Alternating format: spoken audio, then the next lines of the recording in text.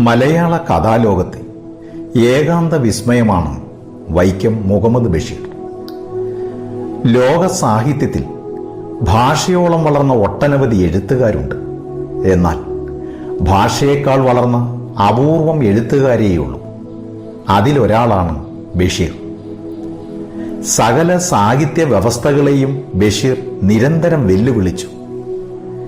വ്യാകരണത്തിന്റെ വേലിക്കെട്ടുകൾക്കപ്പുറം ആഖ്യയും ആഖ്യാതവുമില്ലാതിരുന്ന ബഷീറിന്റെ സമീപത്തേക്ക് വാക്കുകൾ കരഞ്ഞും വിളിച്ചും വരുമായിരുന്നു. ബഷീർ അതെടുത്ത് പ്രയോഗിക്കുമ്പോൾ ഒരു വികാര സമുദ്രം മുഴുവൻ ഇരമ്പിയിരുന്നു. ജീവിച്ചിരിക്കെ ഐതിഹ്യമായി മാറിയ ബേപ്പൂർ സുൽത്താനാണ് വൈക്കം മുഹമ്മദ് ബഷീർ. ഭാവനയുടെ അപാരതയിൽ നിന്നല്ല ബഷീറിൽ കഥ പിറക്കുന്നത്. അനുഭവങ്ങളുടെ ചെറിയ ചെറിയ തുരുത്തുകളിൽ നിന്നാണ്. ബാല്യകാല സഖി, പാത്തുമ്മയുടെ ആട്, എൻ്റെ ഉപ്പാപ്പക്കാരാനയുണ്ടാറും, ശബ്ദങ്ങൾ, മതിലുകൾ, പ്രേമലേഖനം തുടങ്ങിയ കൃതികളൊക്കെ പിറന്നത്. എൻ്റെ ഉപ്പാപ്പക്കാരാനയുണ്ടാറുന്നു നോവലിലെ കുഞ്ഞു പാത്തുമ്മയുടെ സങ്കല്പമായിരുന്നു ബഷീറിൻ്റേത്. പാമ്പും പല്ലിയും പഴുതാരയും എന്നു വേണ്ട, സകല ജീവജാലങ്ങളും ഈ ഭൂമിയിലേതാണെന്ന മഹനീയ സങ്കല്പമാണ് ബഷീറിൻ്റേത്. ഭൂമിയിലെ ഇച്ചിരിപ്പിടിയോളം വരുന്ന വലിയ ലോകത്ത് ജീവിച്ചിരുന്ന ബഷീർ ഒരു ചുവന്ന പനിനീർപ്പൂവായി മലയാളികളുടെ അക്ഷരാകാശത്തിൽ ജ്വലിച്ചു നിൽക്കുന്നു. പാത്തുമ്മ. ബഷീറിനെ ഓർക്കുമ്പോൾ ആദ്യം തന്നെ നമ്മുടെ നാവിലേക്ക് ഓടിയെത്തുന്ന പേരാണ് പാത്തുമ്മ. പാത്തുമ്മയും പാത്തുമ്മയുടെ ആടും. പാത്തുമ്മയുടെ ആട് എന്ന നോവലിലൂടെ ബഷീർ പ്രസിദ്ധയാക്കിയ കുടുംബസ്നേഹിയാണ് മൂത്ത സഹോദരി. ബഷീറിനൊപ്പം കുടുംബാംഗങ്ങളും നിറഞ്ഞു നിൽക്കുന്ന നോവലിലെ ശ്രദ്ധേയ കഥാപാത്രമാണ് പാത്തുമ്മ. ഒറ്റക്കണ്ണൻ പോക്കർ.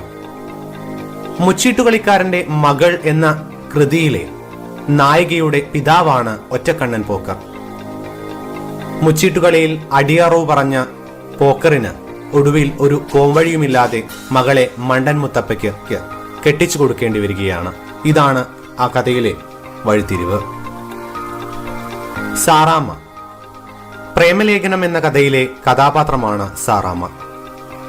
കേശവൻ നായരുടെ പ്രേമഭാചനമായ സാറാമ്മ ശമ്പളത്തിന് പ്രേമിക്കുക എന്ന ദൗത്യം ഏറ്റെടുക്കുകയാണ്. ഭാവിയെക്കുറിച്ചുള്ള അവരുടെ ചർച്ചകൾ ഏറെ രസകരമായാണ് അവതരിപ്പിക്കപ്പെടുന്നത്. എല്ലാവരും വായിക്കേണ്ട ഒരു ചെറിയ കൃതി കൂടിയാണ് പ്രേമലേഖനം എന്ന കഥ. ആനവാരി രാമൻ നായർ. രസകരമായ ഒരു കഥാപാത്രമാണ്. ആനവാരിയും പൊൻകുരിശും എന്ന രചനയിലെ കഥാപാത്രമാണ് ആനവാരി രാമൻ നായർ. പാതിരാത്രി ചാണകം മോഷ്ടിക്കാൻ വന്ന രാമൻ നായർ ഇരുട്ടിൽ ചാണകമാണെന്ന് കരുതി വാരാൻ ശ്രമിച്ചത് പാറുക്കുട്ടി എന്ന ആനയെയാണ്. അങ്ങനെ രാമൻ നായർ ആനവാരി രാമൻ നായരായി. എട്ടുകാലി മമ്മൂഞ്ഞ്. നാട്ടിൽ എന്ത് നടന്നാലും അതിന്റെ ആള് ഞമ്മളാണ് എന്ന് അവകാശപ്പെടുന്ന എട്ടുകാലി മമ്മൂഞ്ഞ്. സ്ഥലത്തെ പ്രധാന ദിവ്യൻ എന്ന കൃതിയിലെ കഥാപാത്രമാണ് എട്ടുകാലി മമ്മൂഞ്ഞ്. ഈ സ്വഭാവ സവിശേഷത പിൽക്കാലത്ത് പൊതുവായ കാര്യങ്ങളിലെ ഒരു വിശേഷണമായി പ്രയോഗിക്കപ്പെടുന്ന തരത്തിൽ വളർന്നിട്ടുണ്ടായിരുന്നു. സൈനബ. മുച്ചീട്ടുകളിക്കാരന്റെ മകൾ എന്ന കൃതിയിലെ നായിക കഥാപാത്രമാണ് സൈനബ. ഒറ്റക്കണ്ണൻ പോക്കറുടെ ഓമന മകളാണ് സ്ഥലത്തെ പ്രധാന സുന്ദരിയും സമർത്ഥയുമായ സൈനബ. മണ്ടൻ മുത്തപ്പയെ മുച്ചീട്ടുകളിയിൽ ജയിപ്പിച്ചത് സൈനബയുടെ ബുദ്ധിയാണ്. പൊൻകുരിശു തോമ. ആനവാരിയും പൊൻകുരിശും എന്ന കൃതിയിലെ കഥാപാത്രമാണ് പൊൻകുരിശു തോമ. മിശിഹ തമ്പുരാനെ ക്രൂശിച്ചത് മരക്കുരിശിലല്ലേ, പള്ളിക്കെന്തിനാ പൊൻകുരിശ് എന്ന ന്യായത്തിൽ പൊൻകുരിശ് മോഷ്ടിച്ചയാളാണ് തോമ. അങ്ങനെയാണ് പൊൻകുരിശു തോമ എന്ന പേര് കിട്ടിയത്. മണ്ടൻ മുത്തപ്പ. മുച്ചീട്ടുകളിക്കാരന്റെ മകൾ എന്ന കൃതിയിലെ പ്രധാന കഥാപാത്രമാണ് മണ്ടൻ മുത്തപ്പ. പോക്കറ്റടി അത്ര മോശം കലയല്ല എന്നും എന്നാൽ സ്ത്രീകൾ അത് ചെയ്യുന്നതിൽ തെറ്റുണ്ടെന്നുമാണ് മുത്തപ്പയുടെ വിശ്വാസം. നമ്മൾ നേരത്തെ പരിചയപ്പെട്ട സൈനബയുടെ സഹായത്തോടെ മുച്ചീട്ടുകളിയിൽ വിജയിച്ച മുത്തപ്പയ്ക്ക് ഒടുവിൽ അവളെ സ്വന്തമാക്കാനും സാധിച്ചു. മതിലുകൾ ബ്രിട്ടീഷുകാർക്കെതിരെ എഴുതിയെന്ന കുറ്റത്തിന് തടവിലാക്കപ്പെട്ട ബഷീറിന്റെ ജയിൽ അനുഭവമാണ് മതിലുകൾ എന്ന നോവൽ. ബഷീർ തന്നെ ഇതിലെ പ്രധാന കഥാപാത്രമാകുന്നു. മറ്റൊരു കഥാപാത്രമാണ് നാരായണി. അപ്പുറത്തെ സ്ത്രീ തടവുകാരുടെ ജയിലിലെ നാരായണിയെ ബഷീർ പരിചയപ്പെടുന്നു. പരസ്പരം കാണാതെ തന്നെ ഇരുവരും പ്രണയത്തിലാകുന്നു. ഈ രീതിയിലാണ് കഥ മുന്നോട്ട് പോകുന്നത്. ഇതുവരെ പരിചയിക്കാത്ത പ്രണയത്തിന്റെ മറ്റൊരു മുഖം തുറന്നു കാട്ടുന്ന നോവലാണ് മതിലുകൾ. എനിക്കൊരു റോസാച്ചെടി തരുമോ? നാരായണി എങ്ങനെ അറിഞ്ഞു ഇവിടെ റോസാച്ചെടി ഉണ്ടെന്ന്? ജയിലല്ലേ, എല്ലാവരും അറിയും. ഇവിടെ രഹസ്യങ്ങളൊന്നുമില്ല. തരുമോ? എന്താ മിണ്ടാത്തെ? നാരായണി, ഈ ഭുവനത്തിലുള്ള എല്ലാ പനിനീർ ചെടികളും ഞാൻ നാരായണിക്ക് തരും. ഒരെണ്ണം മതി, തരുമോ? ഓ, എന്തൊരു ചോദ്യമാ നാരായണി ഇത്. തരുവോന്ന്? നാരായണി, അവിടെ തന്നെ നിക്കണേ, ഞാൻ ഇപ്പം കൊണ്ടുവരാം. കേട്ടോ? കേട്ടു. എന്തടേ ബടുക്കൂസുകളെ ഓടി മരത്തിൽ കയറുന്നത്? നാണമില്ലേ? ചുമ്മാ ഇവിടെ ഇറങ്ങി നടക്കണടേ.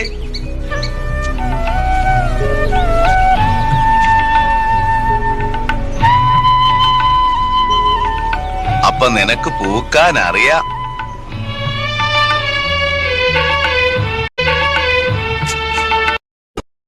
ഞാൻ ഈ കായ വറുത്തത് എല്ലാവർക്കും ഓരോ കഷ്ണം കൊടുക്കട്ടെ? എല്ലാവർക്കും കൊടുക്കും, നാരായണയുടെ എന്റെയും പേരിൽ. എന്നെ മാത്രം സ്നേഹിക്കുമോ? എന്താ നാരായണി ഇത്ര സംശയം? ഇവിടെ എന്നേക്കാൾ സുന്ദരിമാരുണ്ട്. ഞാൻ വലിയ സുന്ദരിയൊന്നും അല്ല. ഞാനും സുന്ദരനൊന്നും അല്ല. എനിക്കൊന്ന് കാണണം. എനിക്കും ഒന്ന് കാണണം. എന്റെ ദൈവമേ, ഞാൻ ഇന്ന് രാത്രി കിടന്ന് കരയും.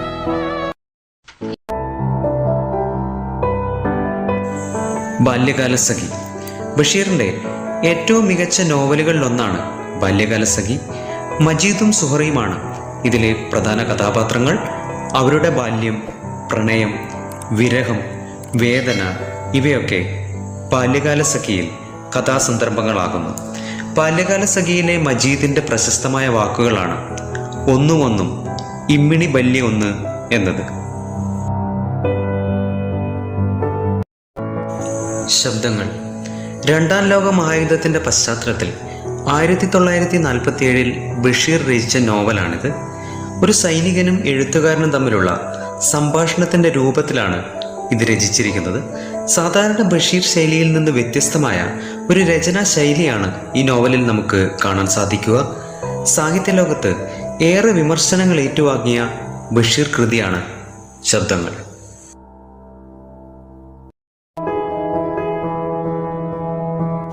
ഭൂമിയുടെ അവകാശികൾ ബഷീറിന്റെ പ്രശസ്തമായ കഥകളിൽ ഒന്നാണ് ഭൂമിയുടെ അവകാശികൾ. പ്രപഞ്ചത്തിലെ എല്ലാ ജീവജാലങ്ങളും ഈ ഭൂമിയുടെ അവകാശികളാണ് എന്ന സന്ദേശമാണ് ഈ കഥയിലൂടെ ബഷീർ നൽകുന്നത്. ബഷീറും തൻ്റെ ഭാര്യ ഫാത്തിമ ബീവിയും ഇതിലെ കഥാപാത്രങ്ങളാകുന്നു. പക്ഷികളും ചിത്രശലഭങ്ങളും പാമ്പുകളുമൊക്കെ ഈ കഥയിൽ കടന്നു വരുന്നു. വിശ്വവിഖ്യാതമായ മൂക്ക് കഥാപാത്രമാകുന്ന ബഷീറിന്റെ കഥയാണ് വിശ്വവിഖ്യാതമായ മൂക്ക്. ആക്ഷേപഹാസ്യത്തിൽ പൊതിഞ്ഞ സാമൂഹിക വിമർശനമായാണ് ഈ കഥ ബഷീർ പറയുന്നത്. ഒരു സാധാരണ പാചകത്തൊഴിലാളിക്ക് ഒരു ദിവസം മൂക്കിന് നീളം വെക്കുന്നതും അതിനെ തുടർന്നുണ്ടാവുന്ന സംഭവ പരമ്പരകളുമാണ് ഈ കഥയിലെ ഇതിവൃത്തം. മൂക്കെന്ന വിഷയത്തിലൂടെ സമൂഹത്തിലെ പൊള്ളത്തരങ്ങളെ ഹാസ്യാത്മകമായി ബഷീർ നോക്കിക്കാണുന്നു.